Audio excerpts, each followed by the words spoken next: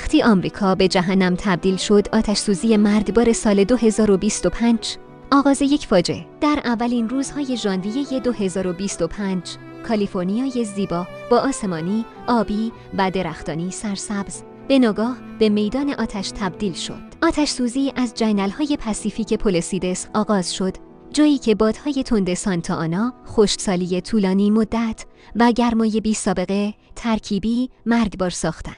در عرض چند ساعت شعله‌ها به ارتفاع ده‌ها متر رسیدند و جنگل‌های انبوه، خانه‌های مردم و حتی زیرساخت‌های شهری را در خود بلعیدند. بخش دوم آتش چگونه گسترش یافت. بادهای سانتا آنا که مثل دستهای ناپیدا آتش را به این سو و آن سو می‌کشیدند، باعث شدند که آتش به شهرهای اطراف نیز سرایت کند. آتش نشانان از همان ابتدا تلاش کردند شعله‌ها را مهار کنند، اما قدرت طبیعت بسیار فراتر از تجهیزات انسانی بود. هر لحظه آتش با سرعتی غیرقابل تصور گسترش پیدا می‌کرد. تلفات انسانی و مالی. این آتش سوزی تا امروز جان بیش از 200 نفر را گرفته است و هزاران نفر دیگر زخمی شدند. بیش از 50,000 نفر مجبور به تخلیه خانه‌های خود شدند و در پناهگاه‌ها زندگی می‌کنند. بیش از 10,000 خانه، صدها کیلومتر جاده و زیرساخت‌های مهم از جمله نیروگاه‌های برق و مخازن آب نابود شدند. برآوردهای اولیه نشان می‌دهند که خسارت مالی این فاجعه به بیش از 15 میلیارد دلار خواهد رسید.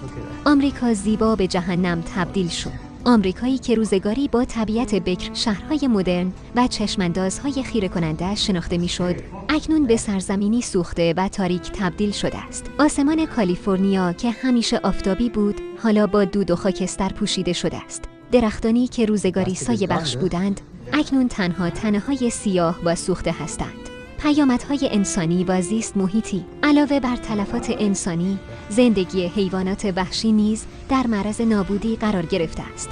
میلیون‌ها هکتار از زیستگاه‌های طبیعی سوخته‌اند و گونه‌های زیادی از حیوانات یا کشته شده‌اند یا آواره. علاوه بر این آلودگی هوا به قدری افزایش یافته که میلیون‌ها نفر از مردم مناطق اطراف دچار مشکلات تنفسی شدند. آیا امیدی هست؟